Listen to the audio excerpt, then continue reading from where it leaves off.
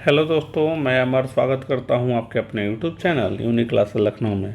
मैं बिल्कुल ठीक हूं दोस्तों, और उम्मीद करता हूं कि आप सभी स्वस्थ और मस्त होंगे और आपकी पढ़ाई सुचारू रूप से अच्छे तरीके से चल रही होगी।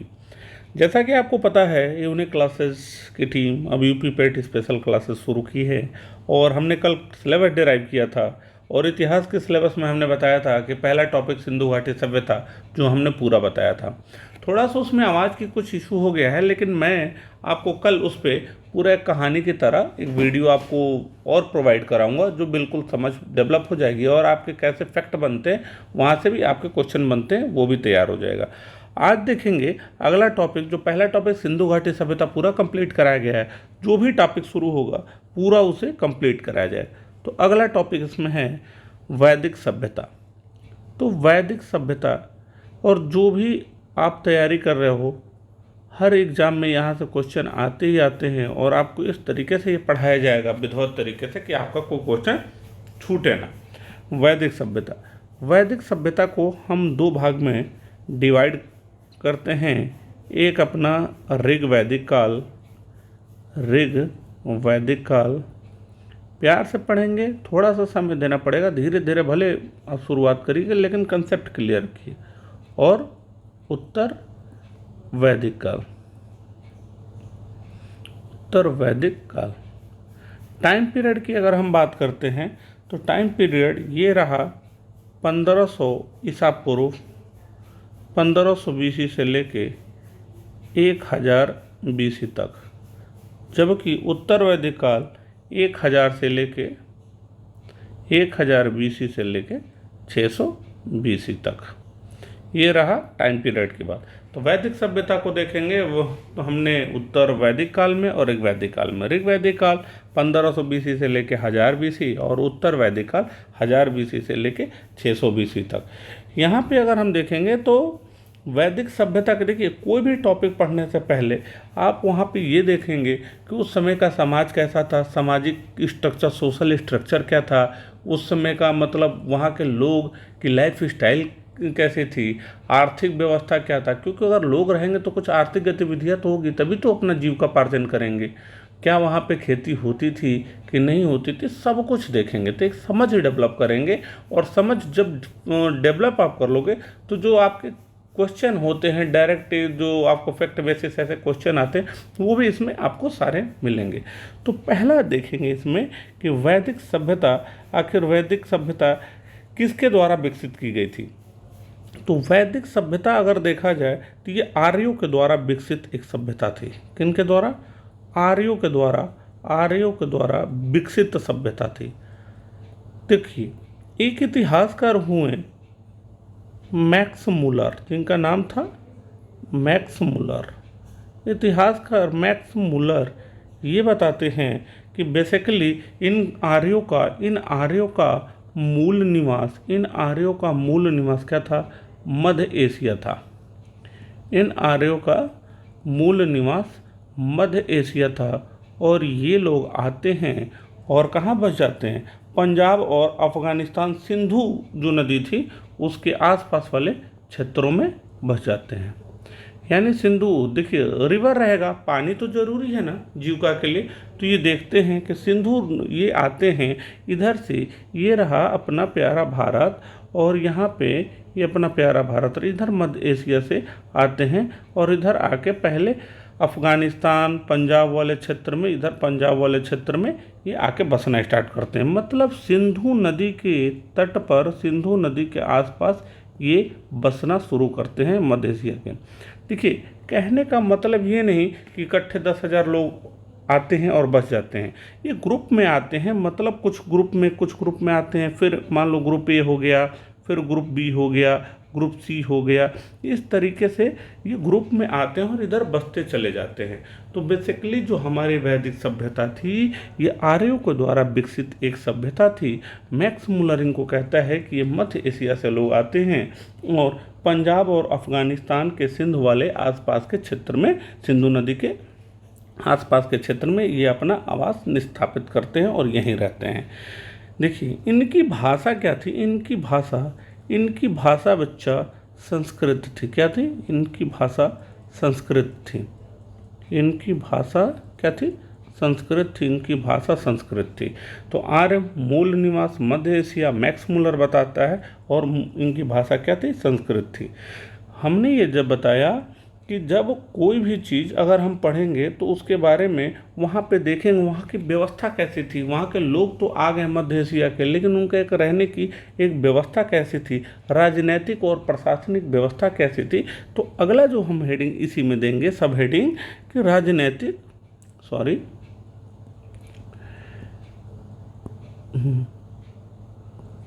ये देखेंगे राजनीतिक और प्रशासनिक व्यवस्था कैसा था। राजनीतिक और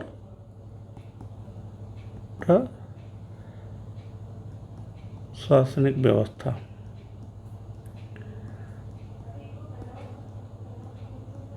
प्रशासनिक व्यवस्था तो देखिए, सबसे जो छोटा इसमें था, जो सबसे छोटी इकाई थी, तो सबसे छोटी इकाई कुल थी। क्या थी भैया? सबसे छोटी इकाई कुल। और इसी कुल का जो मुखिया रहता था उसे कुलप कहा जाता था, कुलप कहा जाता था या कुलपति कहा जाता था। तो सबसे जो छोटा प्रशासनिक इकाई थी, जो उसका कुल होता था, कुल क्या होता था? एक परिवार होता था, फैमिली होती थी, और उसी का जो मुखिया कुलप या कुलपति, उसके ऊपर आता था ग्राम।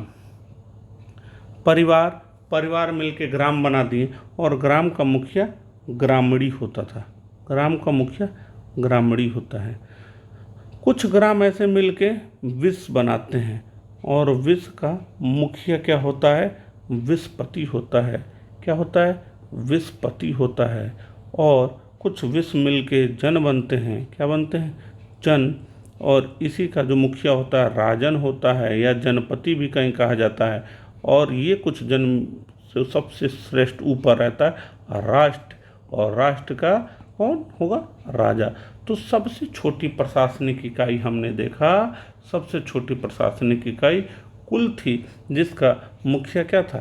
कुलपति या कुलप था। उसके बाद ग्राम, कुछ परिवार मिलके ग्राम का ग्रामणी, उसके बाद विस का विसपति, और जन का मुखिया राजन, राष्ट्र का राजा। तो ये तो हमारा एक राजनीतिक और प्रशासनिक व्यवस्था होगी, एक इकाई होगी।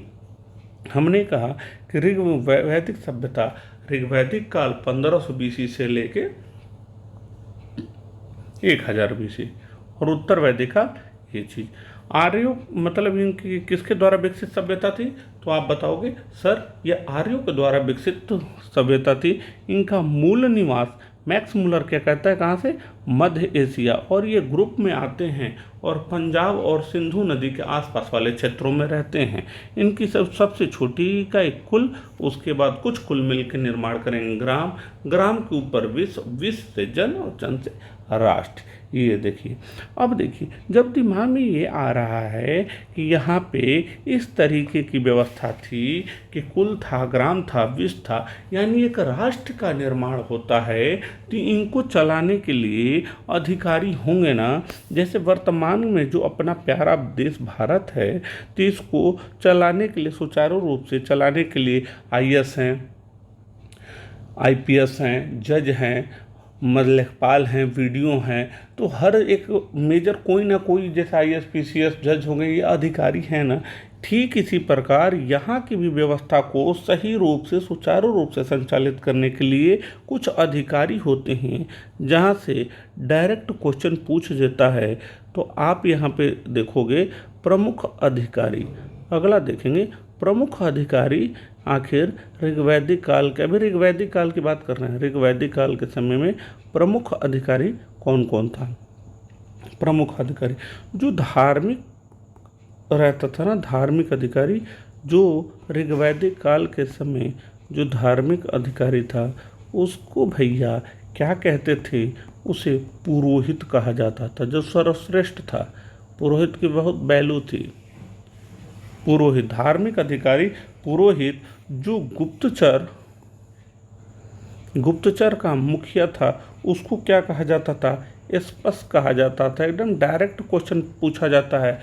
तो कौन कौन से अधिकारी थे? हमने पहले प्रशासनिक इकाई बताई कि सबसे छोटा परिवार, कुछ मिलकर परिवार, ग्राम, ग्राम से विश्व, विश्व से जन, जन से उसके बाद आपका राष्ट्र का निर्माण हो रहा है।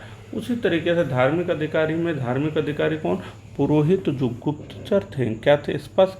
और जो दुर्ग की रक्षा करते थे, दुर्गपति थे, उनको क्या कहा जाता था? पूरप। दुर्ग के दुर्गपति जो थे उनको क्या कहा जाता था? पूरप। और ऐसे ही हमने ये कहा कि देखिए थोड़ा सा यहाँ पे समझिएगा, यहाँ पे समझिए, ये अपना प्यारा भारत रहा। हमने ये बताया कि मध्य एशिया से आते हैं और यहाँ पे ग्रुप में आते हैं। तो मान लो ए ग्रुप में आ गए, बी ग्रुप में आ गए, सी ग्रुप में आ गए, इस तरीके से ग्रुप में आ गए। तो जब इस साइड आप मध्य एशिया की स्थिति देखोगे तो मध्य एशिया में कृषि होती थी? कृषि नहीं होती थी। यहाँ पे बड़े बड़े घास के मैदान होते हैं। जब घास का मैदान रहेगा, चारागाह रहेगा, तो निश्चित ही रूप से यहाँ के लोग पशुपालन करेंगे। क्या करेंगे? पशुपालन करेंगे। तो बेसिकली जो वैदिक सभ्यता के लोग थे यहीं से आके यहाँ पे बसते हैं, तो यहाँ पे पशुपालन का अत्यधिक महत्व था, चारागाह का अधिक, चारागाह भूमि का अत्यधिक महत्व था। इसलिए इसके लिए कहा मतलब क्या होता था? एक अधिकारी भी नियुक्त किया गया था। तो अगला जो होगा बच्चा कि चारागाह या गोचर भूमि का अधिकारी, चारागाह या गोचर भूमि का अधिकारी।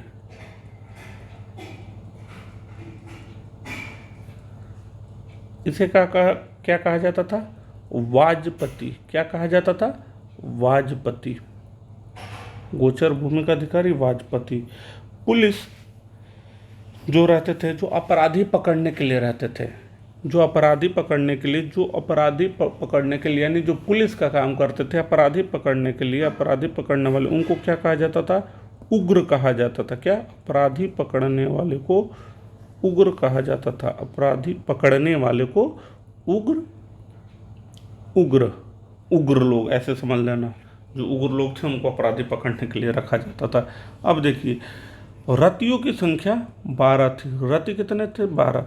रति में वो आते थे जैसे रथकार हो गया, कुम्हार हो गया, नाई हो गया, तो इस तरीके से रतियों की संख्या 12 थी। तो हमने ये बताया कि जो धार्मिक अधिकारी कौन होता था? पुरोहित होता था। धार्मिक अधिकारी कौन होता था? पुरोहित। जो गुप्तचर विभाग का हेड होता था, स्पष्ट उसे कहा जाता था गुप्तचर विभाग के। दुर्गपति जो होता था उसे क्या? पूरब कहा जाता है। और चारागाह भूमि का जो अधिकारी था उसे वाजपति, और जो अपराधी को पकड़ते थे उसे उग्र कहा जाता था। रतियों की संख्या 12 थी। हमने ये बताया, पहले प्रशासनिक इकाई बताई कि सबसे छोटा कौन था, फिर उसमें जब प्रशासन रहेगा, कोई भी प्रशासन चलेगा तो उसे चलाने के लिए व्यक्ति की जरूरत होगी, कुछ अधिकारियों की नीड होगी, और वही अधिकारियों को हमने यहाँ पे देखा। डायरेक्ट क्वेश्चन इससे आते भी हैं। एक चीज़ और ध्यान रखिएगा कि इन सब चीज़ों में नोट करके एक चीज़ लिख लीजिएगा, नोट करके, कि यहाँ पे कि कहीं पे भी जुडिशियल अफसर की बात नहीं की गई है। यानी हमने कहा कि न्यायिक अधिकारी का कहीं उल्लेख नहीं है, किसी भी जुडिशियल अफसर का उल्लेख नहीं है, जुडिशियल ऑफिसर का यहाँ पे उल्लेख नहीं है। मतलब वैदिक सभ्यता में जुडिशियल ऑफिसर का उल्लेख नहीं है। यानी आप ये कह सकते हो जो पुरोहित ही था उसकी बात मानी जाती थी। अब देखिए, अब यहाँ पे क्या होता था कि दो और आप देखोगे, सभा और समिति ये राजा को मदद करने के लिए होती थी। सभा और समिति, जैसे वर्तमान में लोकसभा राज्यसभा है ना, वैसे ही सभा और समिति थी। सभा समिति में ये क्या बेसिकली थी? ये राजा को सलाह देने वाली संस्था थी। क्या थी? राजा को सलाह देने वाली, राजा को सलाह देने वाली संस्था थी। राजा को सलाह देने वाली संस्था थी। जो सभा क्या था? श्रेष्ठ लोगों की संस्था थी। श्रेष्ठ लोग, जैसे राज्यसभा में जाते हैं ना 12 लोग मनोनीत करके अलग अलग क्षेत्र के, तो याद रख लेना सभा क्या है, श्रेष्ठ लोगों की संस्था, जबकि समिति क्या थी, श्रेष्ठ लोगों की संस्था थी। और समिति क्या था, समिति सामान्य जन की संस्था थी, और समिति सामान्य जन सामान्य लोगों की संस्था थी। तो सभा क्या थी, जो श्रेष्ठ जन थे उनकी संस्था थी, और ये सामान्य जन की संस्था थी। इस तरीके से हमने देखा सभा और समिति क्या थी, राजा को सलाह देने वाली संस्था थी। सभा में श्रेष्ठ लोगों की संस्था थी और समिति सामान्य लोगों की संस्था थी। एक चीज़ और नोट करने वाला यहाँ पे है कि सभा और समिति में स्त्रियां भाग ले सकती थी। किसमें, सभा और समिति में। इसमें क्या होती थी, महिलाएं जो भाग ले सकती थी, इसमें स्त्रियां भाग लेती थी। यानी कहने का मतलब कि वैदिक सभ्यता में स्त्रियों की स्थिति कैसी थी, ऋग्वैदिक काल की बात चल रही है। यानी कहने का मतलब ऋग्वैदिक काल में स्त्रियों की स्थिति अच्छी थी, तो सभा और समिति स्त्रियां भाग लेती थी। तो यहाँ पे अगर आप देखोगे ना, अभी आपको बताएंगे, उसमें एक एक से विदुषी यहाँ पे आपको उल्लेख मिलेगा, आपला का मिलेगा, लोक मुद्रा का मिलेगा, विश्वास का मिलेगा। ये सब स्त्रियां जो विदुषी स्त्रियां थी, स्त्रियां भाग लेती थी, तो सभा और समिति में भाग लेती थी। यानी कहने का मतलब यहाँ पे स्त्रियों की स्थिति अच्छी थी। देखिए, कोई भी चीज़ अगर कहीं से आप मिल रहा है ना, तो उस मिलने के वजह से आप जान सकते हो उस समय का समाज कैसा था। और युद्ध की बात अगर यहाँ पे करती हैं, तो हमने ये बताया कि बेसिकली यहाँ के लोग जो पशुपालन था उनका मुख्य पेशा था। कृषि भी होती थी, ऐसी बात नहीं है कि कृषि नहीं होती थी, लेकिन पशुपालन मुख्य इसमें भूमिका रहता है इन लोग के जीविकोपार्जन के लिए। ये मुख्य रूप से पशुपालक ही थे। तो जब हमने ये कहा कि ग्रुप में आते हैं, जब ग्रुप में आएंगे तो कबीलों में बटे रहेंगे, तो जब कबीले में बटे रहेंगे तो निश्चित ही रूप से युद्ध तो होगा ही। और बेसिकली क्या थे ये, बेसिकली ये मतलब पशुपालक थे। तो उस समय क्या होता था कि गाय जो होती थी इनके लिए पवित्र था, और गाय का महत्व तो बहुत ज़्यादा था। तो इसीलिए जो युद्ध होता भी था, तो अधिकतर जो गाय की खोज के लिए जो युद्ध होता भी, तो गाय को खोज के लिए युद्ध होता था। तो सॉरी, थोड़ा सा डिस्टर्बेंस के लिए। अब देखिए, ये युद्ध जो होता था गाय को खोज के लिए होता। तो जो गाय की खोज के लिए उनके लिए जो शब्द का प्रयोग होता है गविष्ठी, तो ये स्पेशली जो युद्ध होता है वो गाय को खोज के लिए, गाय के लिए, कि एक कबीले से दूसरे कबीले आपस में लड़ते थे अपनी स्थिति मजबूत करने के लिए।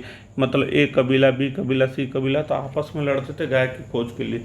यहीं पे एक युद्ध बहुत फेमस युद्ध है जो बार बार एग्जाम में पूछता है, दसराज युद्ध। कौन सा, दसराग युद्ध। दसराग युद्ध किसके किसके मध्य होता है, दसराग 10 याद रख लेना, 10 लोगों तो रहेंगे ही, 10 कबीला रहेगा ही। तो यही दसराग युद्ध परशुड़ी नदी यानी रावी नदी, रावी का पुराना नाम परशुड़ी, यही परशुड़ी यानी रावी के नदी के तट पर सुदास एक राजा था, भरत कबीला का सुदास राजा था, भरत नामक समुदाय का राजा था, भरत नामक समुदाय का था, भरत की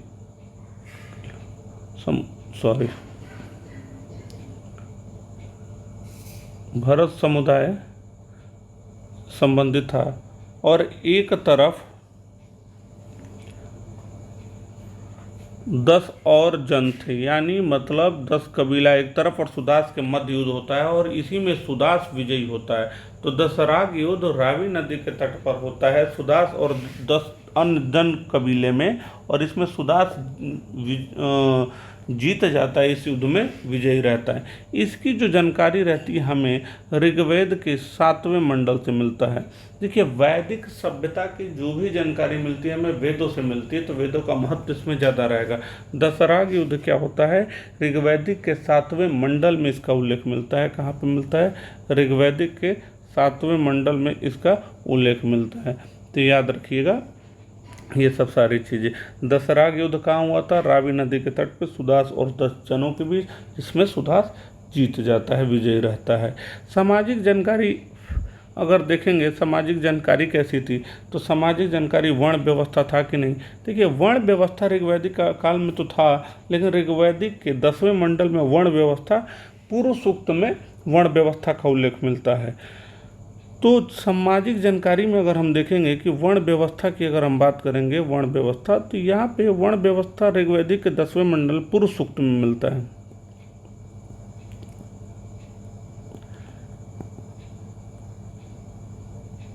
ऋग्वैदिक के 10वें मंडल पुरुष सूक्त में वर्ण व्यवस्था का जिक्र मिलता है, वर्ण व्यवस्था का, और इसी में 4 वर्ण की बात की जाती है, 4 वर्ण की बात की जाती है, और इसी में कहा जाता है ब्राह्मण, क्षत्रिय, वैश्य, शूद्र की बात की जाती है। ये जो 4 वर्ण थे यहाँ पे वर्ण व्यवस्था, ये कर्म आधारित था। ऋग्वैदिक के 10वें मंडल में मतलब एक परिवार में अगर क्या होता है कि एक परिवार में ही 4 वर्ण के लोग रह सकते थे। जो शिक्षा से संबंधित कार्य करता था उसे ब्राह्मण, जो डिफेंस से रिलेटेड वो क्षत्रिय, जो व्यापार से संबंधित उसे वैश्य, और बाकी जो सेवा क्षेत्र में जाता था शूद्र। तो यानी कर्म के आधार पर वर्णों का बंटवारा था, जाति का बंटवारा था, ना कि जन्म के आधार पे। वहीं आप उत्तर वैदिक काल में आप जाओगे तो ये चीज़ें बहुत गंदा हो जाता है, और ये जन्म के आधार पे हो जाता है, और कुछ कमियां आती हैं यहाँ से, और ये जन्म के आधार पे। तो यहाँ पे अगर देखेंगे कि ऋग्वैदिक काल में देखेंगे, ऋग्वैदिक के 10वें मंडल के पूर्व सूक्त में देखेंगे कि वर्ण व्यवस्था का जिक्र है, लेकिन ये कर्म आधारित था, न कि जन्म आधारित था। अब देखिए, विभाजन का आधार आप क्या करोगे, विभाजन का ये आधार है कर्म है, ठीक है।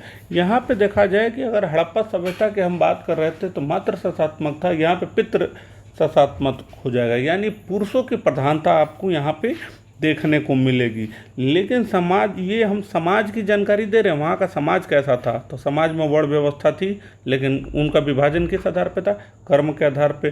पुरुष प्रधान या स्त्री प्रधान, पुरुष प्रधान भले ही था, लेकिन स्त्रियों की स्थिति काफ़ी बेहतर रहती है, और काफ़ी उस समय की जो शिक्षित कुछ विदुषी भी होती, विदुषी पढ़ी लिखी महिला होती हैं, उसी में कुछ नाम पूछ देता है। तो देखिए, उस समय की स्त्री देखेंगे तो लोपामुद्रा, यानी स्त्रियों की स्थिति अच्छी थी। पुरुष प्रधान भले था, लोपामुद्रा, यानी पुरुष प्रधान का मतलब डिसीजन मेकिंग जो होता है परिवार में, किसकी बात सुनी जाती थी, पुरुष की, जबकि सिंधु घाटी सभ्यता में स्त्री की।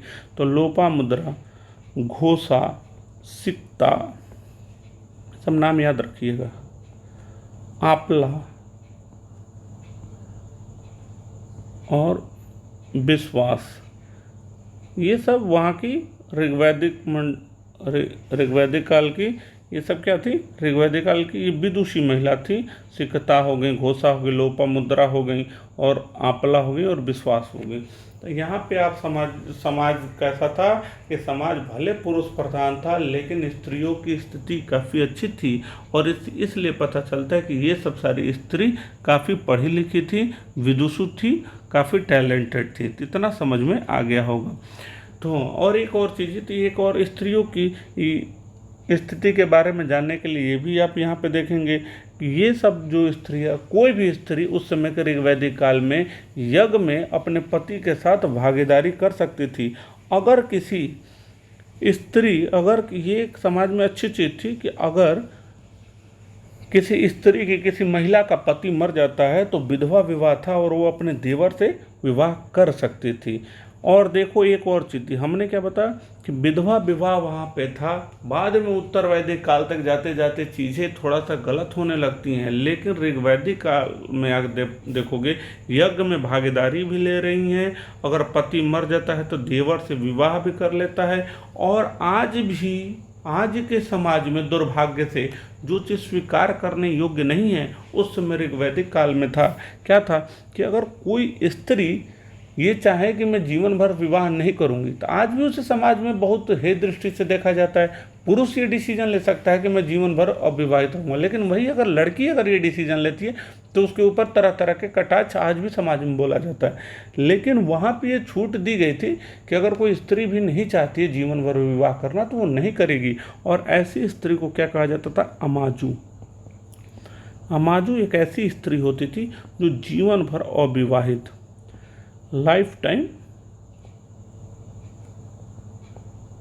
अनमैरिड। तो आप वहाँ का सामाजिक सोशल स्ट्रक्चर देख लोगे कि समाज में वर्ण व्यवस्था थी, पुरुष प्रधान था, लेकिन स्त्रियों की स्थिति अच्छी थी, काफ़ी विदुषी कुछ महिलाएं थीं, और उसमें यज्ञ में भागीदारी भी लेती थी अपने पति के साथ, और पति के मरने के बाद विधवा विवाह भी था। विधवा विवाह मतलब देवर से विवाह कर सकती थी। कोई स्त्री चाहे हमें नहीं विवाह करना है, हमें कुछ और करना है, तो ठीक है, वो भी अविवाहित रह सकती हैं, और वैसी स्त्री को अमाजू कहा जाता था। तो उम्मीद करता हूँ कि यहाँ तक को समझ में आया होगा। अब देखेंगे कि ऋग्वैदिक काल का धर्म कैसा था। तो धर्म में देखेंगे भैया, भाषा तो यहाँ का संस्कृत था, और धर्म में देखेंगे तो यहाँ पे सबसे प्रिय देवता इंद्र थे। कौन थे? प्रिय देवता। इनका 250 बार प्रयोग किया गया। सबसे प्रिय देवता इंद्र। वही उत्तर वैदिक काल में कौन होंगे? प्रजापति। और यहाँ पे प्रिय देवता, हाँ, वहीं पे अग्नि का प्रयोग 200 बार किया गया है। 200 बार अग्नि का प्रयोग 200 बार, इनका 250 बार। तो प्रिय देवता कौन थे? इंद्र थे। और इंद्र को युद्ध का नेता और वर्षा का देवता माना जाता था। युद्ध, जो वार के जो गॉड थे, और leader of war and God of rain, मतलब जो युद्ध के देवता थे, वर्षा के देवता थे, वो इंद्र को माना जाता था। जबकि अग्नि को देवता और मनुष्य के बीच मध्यस्थता का देवता माना जाता था, अग्नि को। तो याद रख लीजिए, हमने बताया कि गाय यहाँ पे बहुत पवित्र थी, तो यहाँ पे जो होली एनिमल यानी पवित्र पशु गाय को माना जाता था। पवित्र पशु गाय को माना जाता था। लेकिन अगर क्वेश्चन आपसे पूछ दिया कि पवित्र पशु तो गाय को माना जाता है, लेकिन प्रिय पशु कौन था? ऋग्वैदिक काल के लोगों का प्रिय पशु कौन था? तो प्रिय पशु घोड़ा था, और पवित्र पशु गाय थी, और गाय को ना मारने जाने योग्य। इनको गाय को क्या कहा जाए? अघन्या कहा गया। अघन्या कहा गया ये कि इसका वध करने योग्य नहीं है, ये ना मारे जाने वाला पशु है, ये ना मारे जाने योग्य पशु है। तो गाय के लिए अघन्या का प्रयोग हुआ है कि ये काफ़ी पवित्र पशु है और इसे मारना अपराध है। ठीक है। अब यहाँ पे एक चीज़ धर्म की अगर बात की तो गायत्री मंत्र यहीं पे देखेंगे तो ऋग्वेद के तीसरे मंडल में विश्वामित्र द्वारा रचित सावित्री नामक जो गायत्री मंत्र है वो सावित्री देवता को समर्पित है। तो अभी वेद में देखेंगे तो वेद में अभी देखेंगे तो गायत्री मंत्र का उल्लेख मिलता है ऋग्वेद के तीसरे मंडल में। गायत्री मंत्र का उल्लेख मिलता है। गायत्री मंत्र का स्पेशली प्रयोग कब किया जाता था?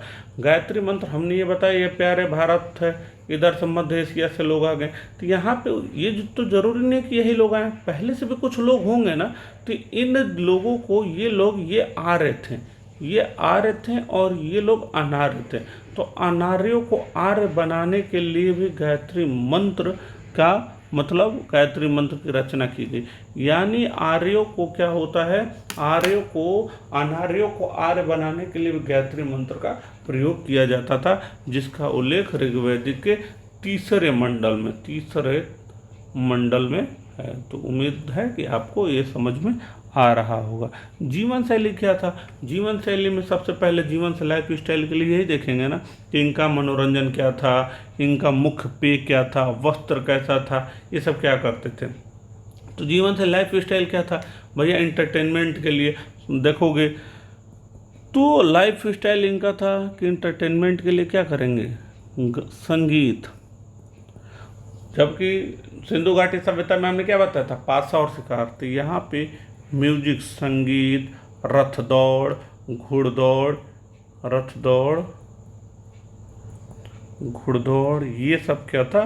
घुड़दौड़, ये सब इनका मतलब मनोरंजन के लिए कहते थे। प्रिय पशु हमने बता दिया, ये फॉर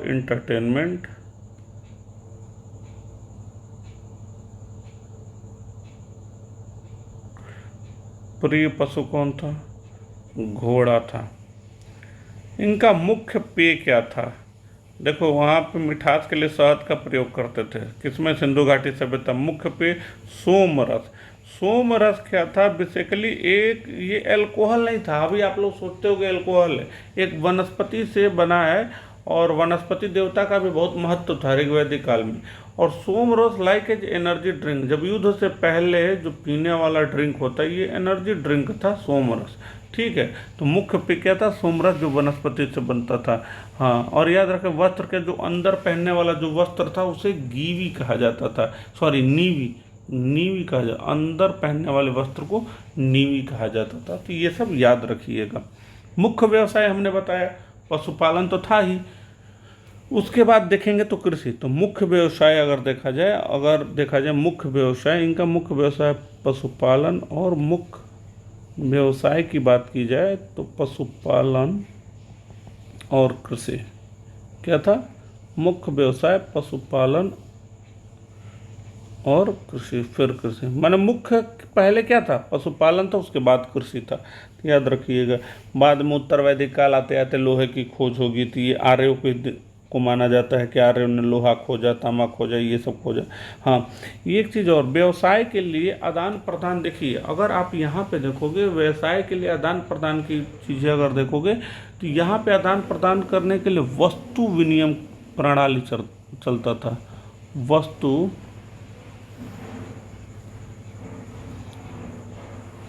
वस्तु विनिमय प्रणाली कहने का मतलब, अगर आपको एक सामान लेना है तो दूसरा सामान देना पड़ेगा। तो यहाँ पे क्या करते हैं? व्यापार क्या था कि एक सामान लेना है तो दूसरा सामान देना पड़ेगा। वहीं पे क्या मतलब आदान प्रदान करने का जो माध्यम था वस्तु विनिमय प्रणाली था। जबकि उत्तर वैदिक काल में आप देखेंगे निष्क और सतकाम नामक सिक्के चलते हैं, और वो अगर आपको सिक्के देने पे तब आपको कोई वस्तु मिलेगा। लेकिन यहाँ पे वस्तु विनिमय, एक सामान दो दूसरा सामान लो। और यहाँ पे क्या होता था? व्यापार हेतु जो दूर दूर व्यक्ति जाते थे, व्यापारी जो थे, तो उनको क्या कहा जाता? पड़ी कहा जाता था। व्यापार हेतु दूर दूर तक जाने वाला व्यक्ति पड़ी कहा जाता था। जबकि जो लोन प्रोवाइड कराता था, यानी क्या उसको कहेंगे, सूदखोरी जो करता था, वैसे उसको क्या कहते थे? वेकनाट कहा जाता था। तो ये सब याद रखिएगा। वेकनाट किसके लिए प्रयोग होता है? जो सूदखोरी का कार्य करता था ऋग्वैदिक काल में उनके लिए वेकनाट कहा जाता था, और जो व्यापार के लिए दूर दूर जाता था उसे पड़ी कहा जाता था। ठीक है, अब कुछ और चीज़ें देखेंगे कि देखिए सबसे, अगर कुछ ऋग्वैदिक काल में नदियाँ में देखा जाए तो सबसे महत्वपूर्ण और पवित्र नदी ऋग्वैदिक काल की कौन सी थी? सरस्वती नदी। सबसे महत्वपूर्ण और पवित्र नदी सरस्वती नदी। और सबसे ज़्यादा बार प्रयोग हुआ है कौन? सिंधु। सबसे ज़्यादा बार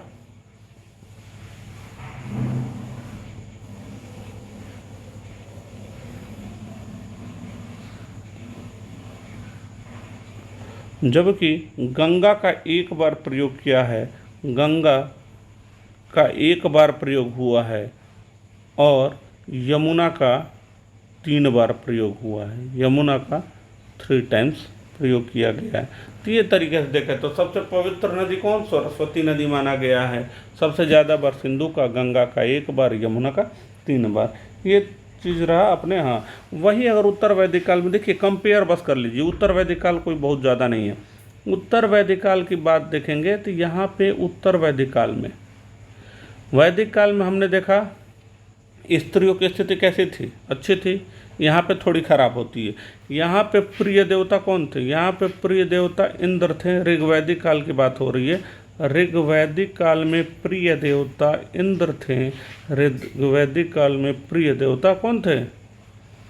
इंद्र थे। और उत्तर वैदिक काल में कौन होंगे? प्रजापति होंगे। कौन होंगे? प्रजापति। यहाँ पे व्यापार वस्तु विनिमय था।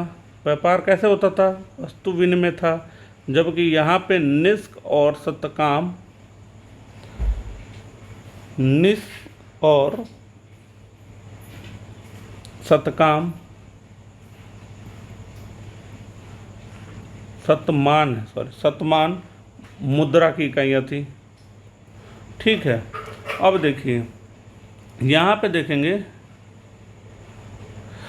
कि अगर आप यहाँ पे देखोगे तो जो वर्ण व्यवस्था था वो कर्म आधारित था, वर्ण व्यवस्था कर्म आधारित और यहाँ पे जन्म आधारित। यानी बस कहने को तो उत्तर वैदिक काल में चीज़ें जाके वस्ट होती हैं, थोड़ी बुरा होती हैं, खराब होता है। यहाँ पे इंद्र थे, मतलब प्रिय देवता।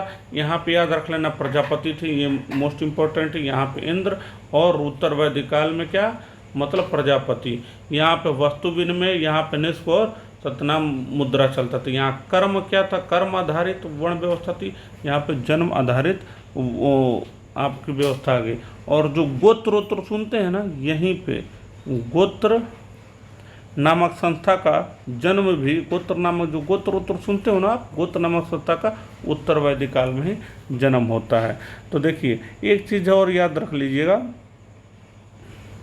कि उत्तर वैदिक काल में हल का, देखिए हल के, जैसे हल को सिरा और हल रेखा को सीता कहा जाता है। एक उत्तर वैदिक काल में इतना याद रखिए ना, हल को सिरा और हल रेखा को सीता कहा जाता था, सीता कहा जाता था। तो ये रहा अपना उत्तर वैदिक काल और अपना कौन सा ऋग्वैदिक काल। तो आई होप सो कि आपको समझ में आ गया होगा ऋग्वैदिक काल और क्या बोलते हैं कि उत्तर वैदिक काल। एक बार फिर से रिवीजन कर लेते हैं, देख लेते हैं कि हमने ये बोला कि इसका टाइम पीरियड आप देख ही लिए होगे। ये बेसिकली एक कहानी की तरह बस सुनना कि 1500 से लेके 1000 BC तक ऋग्वैदिक काल था, उत्तर वैदिक 1000 से लेके 600 BC तक। ये बेसिकली आर्यों के द्वारा निर्मित एक सभ्यता थी। इनका मूल निवास कहाँ था, मध्य एशिया में था। हमने कहा कि सबसे इसकी छोटी इकाई कुल थी, उसके बाद कुल मिल के ग्राम बनाते हैं। कुल का जो अध्यक्ष मुखिया रहता कुलप या कुलपति। उसके बाद अगर देखेंगे ग्राम का ग्रामणी रहता है, विष का विषपति, जन का राजन और राष्ट्र का राजा। प्रमुख भैया अगर ये सब अगर प्रशासन है तो अधिकारी भी चाहिए ना।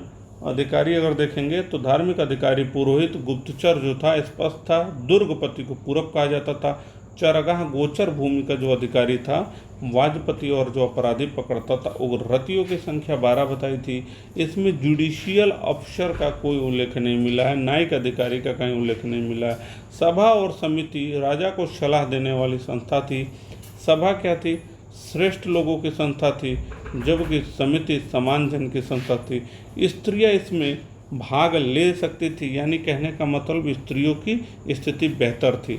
युद्ध जो होते थे स्पेशली गायों की खोज के लिए होता था, इसलिए उसके लिए गवष्टि शब्द का प्रयोग हुआ है। दशराग युद्ध को देखेंगे तो ये पुरसोड़ी नदी, रावी नदी के तट पर सुदास और 10 जन के बीच हुआ।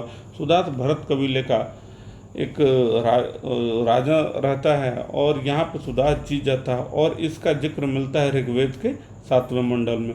वर्ण, अगर सामाजिक जानकारी देखा जाए कि समाज हमारा उस समय का कैसा था, वर्ण व्यवस्था था कि नहीं, बिल्कुल था साहब। कहाँ इसका जिक्र मिलता है, ऋग्वैदिक के 10वें मंडल के पूर्व सूक्त में इसका वर्ण मिलता है। 4 वर्ण थे। इसका विभाजन का आधार क्या था, कर्म था। ब्राह्मण, क्षत्रिय, वैश्य, शूद्र था। इस समय की जो स्थिति थी कि पुरुष प्रधानता थी, परंतु स्त्रियों की स्थिति काफ़ी बेहतर थी। लोपा मुद्रा, घोषा, सिक्ता, अपाला, विश्वास जैसी विदुषी महिला थी। उस समय एक और चीज़ था कि अगर कोई स्त्री चाहती है कि भैया मैं लाइफ टाइम अनमैरिड रहूँ, शादी ना करूँ, तो बिल्कुल आप रह सकती हैं madam, you are free for this. और वैसी महिलाओं को अमाजू कहा जाता था। धर्म में प्रिय देवता कौन थे, इंद्र थे, जबकि उत्तर वैदिक काल में प्रजापति हो जाएंगे। 250 बार प्रयोग किया गया, अग्नि का 200 बार प्रयोग हुआ। इंद्र जो थे ये मतलब वार के, युद्ध के देवता थे, वर्षा के देवता थे। इस समय यहाँ पे गाय जो थी होली एनिमल, पवित्र पशु माना जाता था। गाय के वध ना मारने योग्य पशु कहा गया, अघन्य शब्द का प्रयोग किया गया। इसका मतलब गाय का वध ना मारने योग्य पशु। गायत्री मंत्र का भी उल्लेख मिलता है, जो ऋग्वैदिक के 3रे मंडल में इसका उल्लेख है। तो जो सूर्य के उपासक थे उनके लिए सावित्री को समर्पित था गायत्री मंत्र। दूसरी चीज, अनार्यों को आर्य बनाने के लिए गायत्री मंत्र का प्रयोग किया जाता था। लाइफ स्टाइल कैसा था, लोग भैया कौन सा, अथर्ववेद के बाद सामवेद देखते हैं ना, तो सामवेद जो भारतीय संगीत का जनक माना जाता है, स्रोत माना जाता है।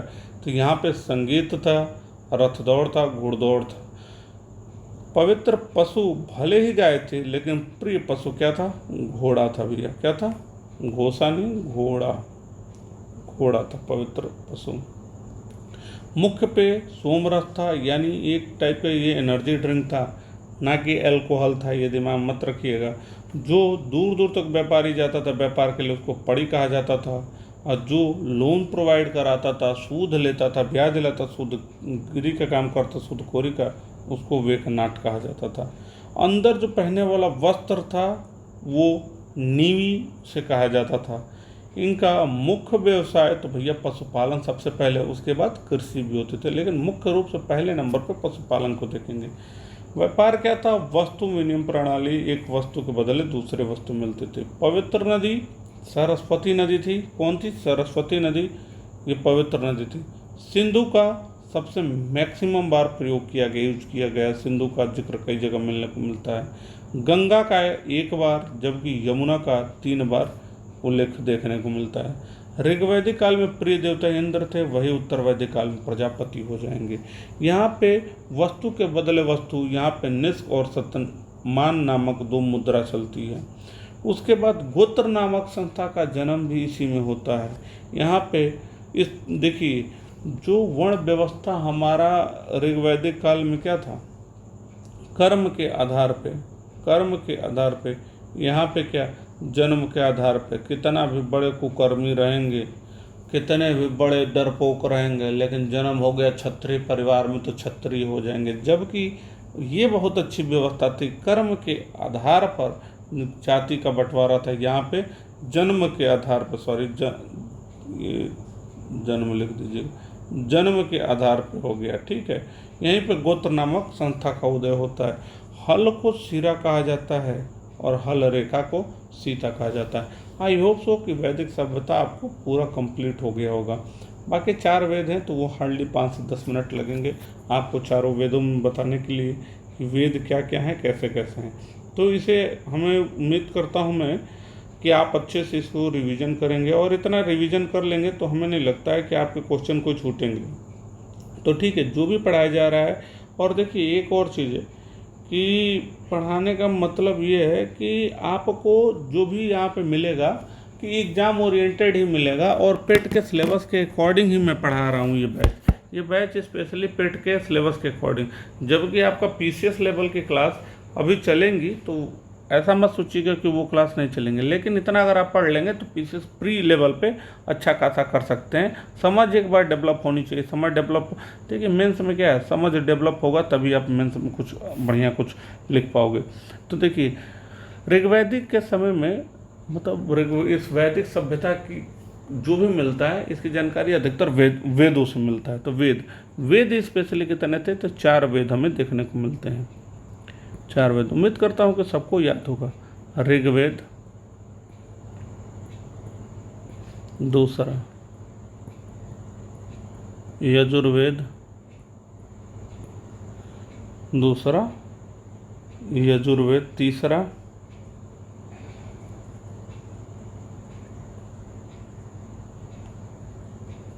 तीसरा सामवेद,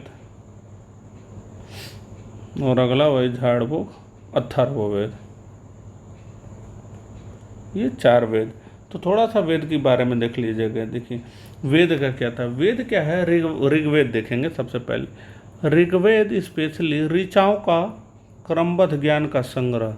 ऋचा का मतलब यानी मंत्र, आप जो पढ़ते हो ना वही मंत्र। तो ऋचाओं के क्रमबद्ध ज्ञान का संग्रह था ऋग्वेद। ऋचाओं के क्रमबद्ध ज्ञान का संग्रह, ऋचाओं के क्रमबद्ध ज्ञान का संग्रह है, संग्रह।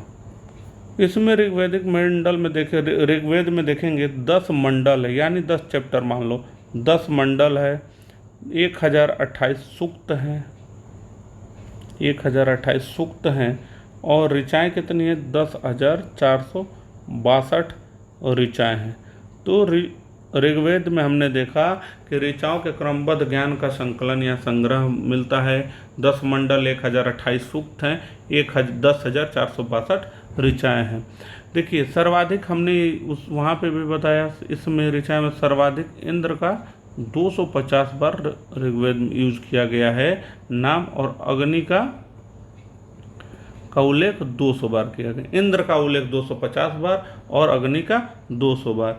और जो इसको पढ़ने वाला ऋषि रहता है, जो ऋग्वेद को पढ़ता है, उसको होत्र कहा जाता है। ऋग्वेद को पढ़ने वाला जो ऋषि होता था उसे क्या कहते थे, मतलब होत्र कहा जाता है। तो हमारे 4 वेद, इन्हीं वेदों से वैदिक सभ्यता की जानकारी मिलती है। हमने ऋग्वेद में देखा कि मतलब ऋचाओं के क्रमबद्ध ज्ञान का संग्रह है, 10 मंडल हैं, 1028 सूक्त हैं, 10,462 ऋचाएँ हैं, इंद्र का 250 बार, अग्नि का 200 बार, और जो इनको पढ़ने वाला ऋषि रहता था होत्र कहा जाता है। ये क्वेश्चन आया है, तो ये सब याद रखिएगा। अब देखेंगे, इसी में आगे देखेंगे कि इसमें जानकारी, देखिए जानकारी क्या मिलती है। जानकारी यहाँ से मिलती है आर्यों की जो राजनीतिक प्रणाली थी, मतलब कहाँ से, मतलब आर्यों की जो राजनीतिक प्रणाली थी उसकी जानकारी ऋग्वेद से मिलता है। विश्वामित्र द्वारा हमने बताया था कि जो तीसरा ऋग्वेद के तीसरे मंडल में क्या, ऋग्वेद के तीसरे मंडल में किसका, गायत्री मंत्र का उल्लेख मिलता है। और यही गायत्री मंत्र सावित्री को समर्पित था और अनार्यों को आर्य बनाने के लिए भी था। सावित्री को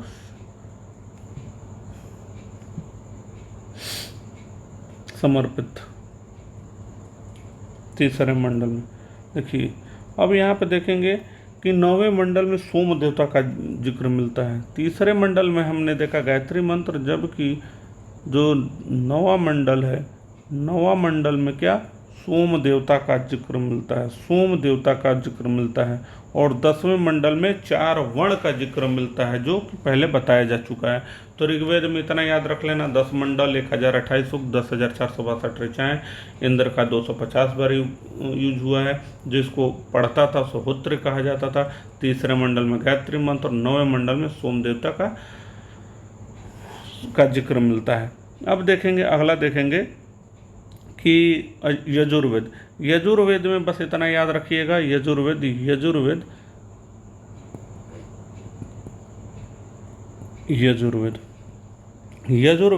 इसमें जितने भी यज्ञ से संबंधित वैदिक कर्मकांड है उनका संकलन है। तो वैदिक कर्मकांड के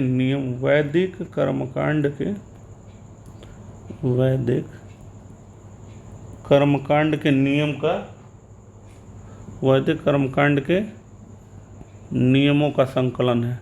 यजुर्वेद में मिलता है वैदिक कर्मकांड के नियमों का संकलन। जो इसका रीडर था, पाठ करता था, वो जैसे वहाँ पे होत्र उसे कहा जाता था, यहाँ पे अधर्व कहा जाता था। अधर्व कहा जाता था। यानी हमने ये देखा कि जो वैदिक कर्मकांड के नियम का संकलन था वो यजुर्वेद में मिलता है, और जो इसे पढ़ता था अधर्व कहा जाता था। और यह इसमें अगर देखेंगे कि यह गद और पद दोनों में है, तो इतना याद रख लेना, यजुर्वेद गद एवं पद दोनों में है। जबकि अगला आप देखेंगे, ये तो रहा अपना यजुर्वेद, देखें फिर देखेंगे आपको सामवेद। और सामवेद यही जो क्या होता है कि देखिए ऋचाएँ जो होती थी लंबी लंबी होती थी, बड़ी बड़ी होती, तो उनको इंटरेस्टिंग बनाने के लिए संगीत का मतलब गाने के फॉर्म में गाया गया। तो जो गाए जा सकने वाली ऋचाओं का संकलन, जो ऋचाएँ ऐसी थी कि उनको गा के पढ़ा गया, तो जो गाए जा सकने वाली ऋचाएँ थी उनका संकलन सामवेद में मिलता है। और यही भारतीय संगीत का जनक, फादर ऑफ इंडियन म्यूजिक, भारतीय संगीत का जनक सामवेद को ही माना जाता है। भारतीय संगीत का जनक, जो आज सैयारा वाला गाना सुन रहे हो ना, तो सामवेद को थैंक यू बोलना। और जो इसके पाठकर्ता जरूर याद रख लेना, रीडर थे, उनको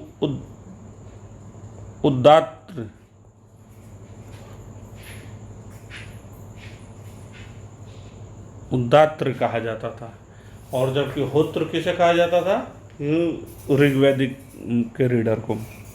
अब यहाँ देखेंगे अथर्ववेद। अथर्ववेद देखा जाए तो सबसे बाद में इसकी रचना हुई, और इनके जो ऋषि थे, रचयिता थे, अथर्वा ऋषि थे। अथर्ववेद के रचयिता कौन थे? अथर्वा ऋषि। अथर्वा ऋषि इसके रचयिता थे, याद रख लेना, अथर्वा ऋषि इसके रचयिता थे। और यहाँ से जानकारी क्या मिलता है? रोग निवारण, तंत्र मंत्र, जादू टोना, विवाह इत्यादि का जिक्र कहाँ मिलता है? अथर्व में मिलता है। विश्वास और अंधविश्वास, जादू टोना, इन सब चीज़ का, जादू टोना, अंधविश्वास, इन सब चीज़ों का जिक्र कहाँ मिलता है? अथर्ववेद में मिलता है। एक और चीज़ मिलता है, कन्याओं के जन्म की निंदा। कन्याओं के जन्म की निंदा अथर्व में मिलता है। जन्म की निंदा भी अथर्ववेद में मिलता है। तो इस तरीके से हमने देखा कि आपके 4 वेद देखा कि किसको क्या कहा जाता है, कैसे कहा जाता है, और बाकी अपना वैदिक सभ्यता। तो जो ये 4 वेद हैं, इन्हीं से वैदिक सभ्यता की जानकारी मिलता है। और इसमें देख लेना 4 वेद हमारे कौन कौन से हो गए भैया? ऋग्वेद, यजुर्वेद, अथर्ववेद, सामवेद। तो 4 वेद कौन कौन से हो गए? ऋग्वेद, यजुर्वेद, सामवेद, अथर्ववेद। ऋग्वेद जो ऋचाओं के क्रमबद्ध ज्ञान का संग्रह होता है, 10 मंडल थे, 1028 सूक्त, 10,462 ऋचाएँ, इंद्र का 250 बार, अग्नि का 200 बार उल्लेख मिलता है। जो पाठ करता था होत्र कहा जाता था। तीसरे मंडल में क्या होता है भैया? तीसरे मंडल को गायत्री मंत्र, जो सावित्री को समर्पित है, और अनार्यों को आर्य बनाने के लिए विश्वामित्र ने इसका क्या किया था? इसकी रचना की थी। 9वें मंडल में सोम देवता का जिक्र मिलता है। यहीं पे 10वें मंडल में हमने बताया है, 10वें मंडल में क्या? वर्ण व्यवस्था, पूर्व सूक्त में वर्ण व्यवस्था का जिक्र मिलता है। यहाँ पे वर्ण व्यवस्था का विभाजन कर्म के आधार पर था, बताया है, कर्म के आधार पर था। वहीं पे देखा जाए यजुर्वेद, तो जो कर्मकांड थे, यज्ञ थे, उसमें यजुर्वेद में इसका जिक्र मिलता है। जो रीडर थे अथर्व होता था, गद और पद दोनों में था। इसमें सामवेद को father of Indian music, Bharat संगीत का जनक कहा जाता है। उद्रात इसके रीडर को कहा जाता है। अथर्ववेद में अथर्वा ऋषि के द्वारा रचना होती है। जादू टोना, विश्वास, अंधविश्वास, रोग निवारण, ये सब का जिक्र कहाँ मिलता है? अथर्ववेद में मिले। कन्याओं के जन्म के निंदा पूछ देगा, कहाँ पे किया गया? अथर्ववेद में। सभा और समिति प्रजापति की 2 पुत्रियां होती, इसका जिक्र भी अथर्ववेद में मिलता है। तो उम्मीद करता हूँ कि आपको इतना वीडियो समझ में आया होगा, और इतना आप देखेंगे और अच्छे से पढ़ेंगे तो आपका वैदिक सभ्यता से संबंधित सारे क्वेश्चन यहाँ से कवर हो जाएंगे। अब अगला टॉपिक जो भी होगा, अब जैन धर्म है, बौद्ध धर्म है, उस पर देखेंगे। तो हमने 2 टॉपिक कंप्लीट करा दिया, पेट से रिलेटेड, सिंधु घाटी सभ्यता और वैदिक सभ्यता। तो उम्मीद करता हूँ कि आपको ये वीडियो अच्छा लगा हो। अगर अच्छा लगा हो तो लाइक, शेयर और सब्सक्राइब करते रहिए, और अच्छे से अपनी पढ़ाई करते रहिए। तब तक के लिए जय हिंद, जय भारत, जय जय भारत।